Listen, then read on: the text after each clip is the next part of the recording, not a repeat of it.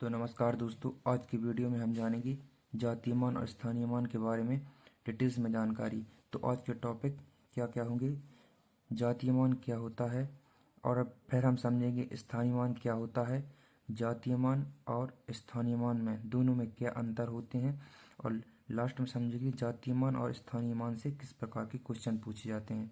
तो दोस्तों वीडियो में लास्ट तक बने रहें। मैं आपको गारंटी से कह सकता हूँ कि यदि वीडियो आपने लास्ट तक अच्छे से देख लिया तो आज जातीय मान और स्थानीय मान के बारे में कोई भी डाउट आपके दिमाग में नहीं रहेगा। आप पूरी तरह से स्थानीय मान और जातीय मान के बारे में सीख जाएंगे, लेकिन उसके लिए आपको वीडियो को लास्ट तक ज़रूर देखना है। तो चलिए देखते हैं। सबसे पहले आता है जातीय मान। जातीय मान क्या होता है? जातीय मान को इंग्लिश में फेस वैल्यू भी बोलते हैं। क्या बोलते हैं? Face value. तो जातीय मान की परिभाषा होती है किसी भी संख्या में जो अंक लिखा होता है वही उसका जातीय मान कहलाता है। क्या होती है? किसी भी संख्या में जो अंक लिखा होता है वही उसका जातीय मान कहलाता है। इसमें अंक का कोई स्थान नहीं देखना पड़ता। अंक का स्थान नहीं देखना पड़ता मतलब जो अंक लिखा होता है वही उसका जातीय मान कहलाता है। आपको उदाहरण से और अच्छी समझ में आएगा। जैसे उदाहरण लेते हैं हम, एक उदाहरण है जैसे 4, 5, 8, 7, ये उदाहरण है जैसे। अब इसमें अंक देख लेते हैं अपन। एक तरफ अंक हो गया, एक तरफ उसका हो गया जातीय मान।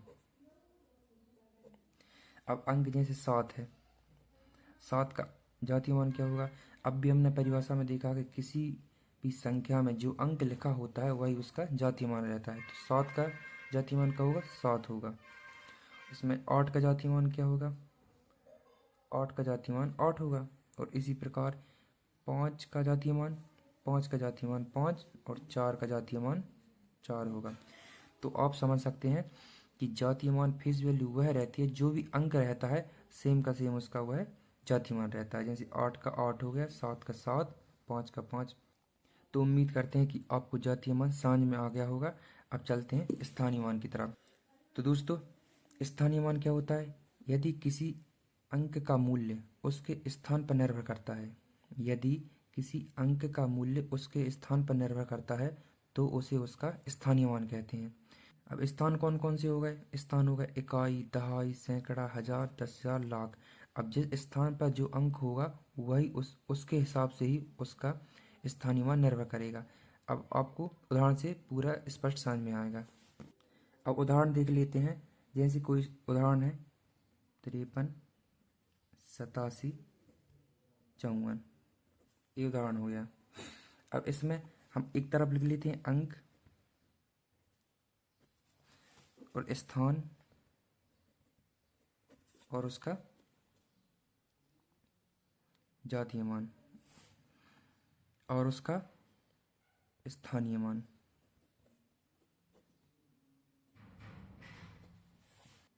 तो जैसे अंक 4 है, अंक 4 है। अब इसका स्थान कौन सा है? अंक 4 का स्थान इस संख्या में कौन सा है? इकाई। तो इसका स्थानीय मान क्या होगा? इकाई रहता है तो किससे गुणा होता है? 1 से। तो इसका 4 का जब 1 से गुणा होगा तो स्थानीय मान क्या होगा? 4 होगा। अब इस संख्या में 5 है, अंक 5 का स्थान कौन सा है? यहाँ से हम देखेंगे इकाई दहाई, तो 5 का स्थान कौन सा होगा? दहाई। जब दहाई रहता है, दहाई मतलब 10, तो 10 से गुणा होगा। तो 5 का 10 से गुणा हो जाए कितना बनेगा? 50। तो 5 का स्थानीय मान कितना हो गया? 50। इसी प्रकार इस संख्या में 7 देख लेते हैं। 7 का क्या है? सैकड़ा। तो सैकड़ा का किससे गुणा होगा? 100 से। तो सैकड़ा का जब 100 से गुणा होगा तो 7 का जब 100 से गुणा होगा तो कितना बनेगा? 700। तो इस संख्या में 7 का स्थानीय मान क्या हो गया? 700 हो गया। इसी प्रकार 8 का देख लें। अब 8 इसमें क्या है? इकाई, दहाई, सैकड़ा, हजार। तो सीधा सीधा हमको देखना है क्या है? हजार। तो हजार 8 से जब 1000 का गुणा होगा तो कितना बनेगा? 8000। इसी प्रकार अब 3 का इकाई, दहाई, सैकड़ा, हजार, 10,000। तो 3 में किससे गुणा होगा? 10,000 से। 3 में किससे गुणा होगा? 10,000 से। तो कितना बन जाएगा? 30,000। 30,000। इसी प्रकार अब 5 का क्या है? इकाई, दहाई, सैकड़ा, हजार, 10,000, लाख। 5 का क्या है? लाख। तो 5 का किससे गुणा होगा? 1,00,000 से।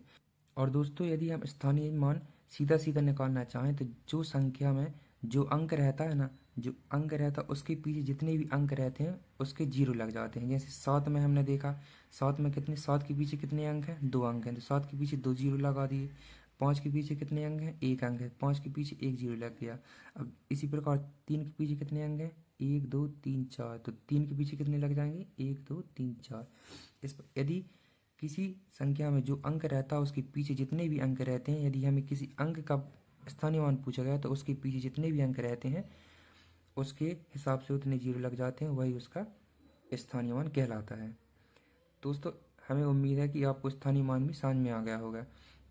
और यहाँ तक यदि वीडियो आपको पसंद आ रही हो तो वीडियो पर एक लाइक और सब्सक्राइब जरूर कर दें। तो चलिए चलते हैं स्थानीय मान और जातीय मान में अंतर की तरफ। तो स्थानीय मान और जातीय मान में अंतर क्या क्या होते हैं हम देख लेते हैं। पहला अंतर है, जातीय मान जो रहता है वह अंक पर आधारित होता है। किस पर आधारित रहता है? अंक पर, क्योंकि जातीय मान क्या रहती है? फेस वैल्यू, तो मतलब अंक पर जो अंक रहता है वही उसका जातीय मान रहता है। और स्थानीय मान स्थान पर आधारित रहता है। अब भी हमने देखा कि स्थानीय मान जहाँ जहाँ स्थान बदलता है वहाँ वहाँ स्थानीय मान बदल जाता है। इकाई पर, दहाई, सैकड़ा, अलग अलग स्थान से अलग अलग स्थानीय मान रहते हैं। इसी प्रकार दूसरा अंतर है, तो जातीय मान कभी नहीं बदलता।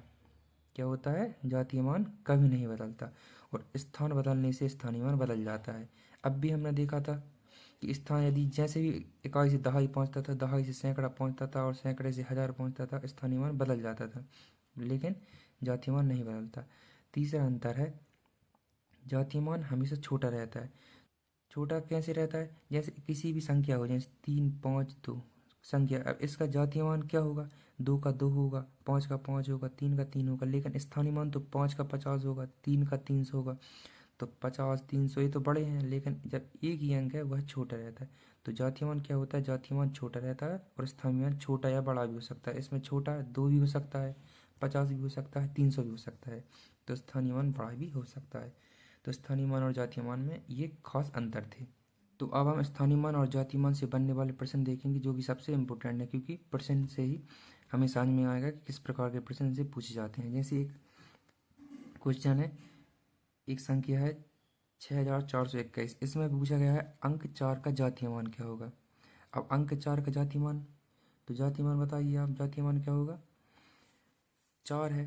तो अब भी बताया कि जातीय मतलब फेस वैल्यू, तो 4 का जातीय मान क्या होगा? 4 होगा। अब 2 का स्थानीय मान, स्थानीय मतलब स्थान से, स्थान, स्थान कितना है यहाँ? इकाई, दहाई, तो 2 का किससे गुणा होगा? 2 का होगा 10 से, तो क्या बन जाएगा? 20 बन जाएगा। तो 2 का स्थानीय मान क्या हो गया? 20 हो गया। इसी प्रकार 6 का स्थानीय मान, 6 का स्थानीय मान हम सिंपली निकालना चाहें, अब भी हमने बताया कि जीरो लगा देते हैं। तो 6 के बाद कितनी संख्या है? 3 संख्या है, तो 6 के बाद कितनी जीरो लग जाएंगी? 1 2 3, तो 6 का स्थानीय मान होगा 6000। अब एक मिक्स क्वेश्चन देख लेते हैं जिससे आपका पूरा कॉन्सेप्ट क्लियर हो जाएगा। इसमें जातीय मान, जातीय मान तो जो संख्या है वही रहेगी। जैसे 8 है तो 8 ही रहेगा, 7 है तो 7 ही रहेगा, 6 है 6 है तो 6 ही रहेगा, 5 का 5 रहेगा, 4 का 4 और 2 का 2। जो संख्या है उसमें जो अंक का हमें जातीय मान पूछा है वही अंक उसका जातीय मान रहता है। अब लेकिन स्थानीय मान की दिक्कत रहती है। अब 2 का स्थानीय मान कितना है? तो 2 है। अब 4 का, तो 4 का अब भी बताया था, 4 के पीछे कितनी संख्या? 1, तो कितने जीरो लगेंगे? 1, तो 4 का कितना होगा? 40। अब 5 का कितना हो गया? 5 के पीछे कितनी संख्या है और कौन से स्थान पर? इकाई, दहाई, सैकड़ा पे, तो सैकड़े में क्या लगेगा? 2 जीरो, तो कितना हो गया? 500।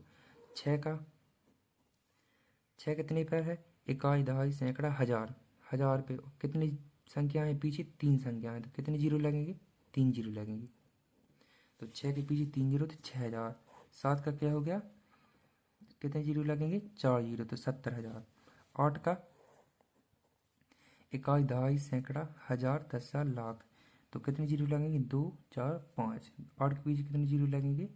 5 जीरो, तो इसका 8 का स्थानीय मान क्या हो गया? 8 लाख हो गया।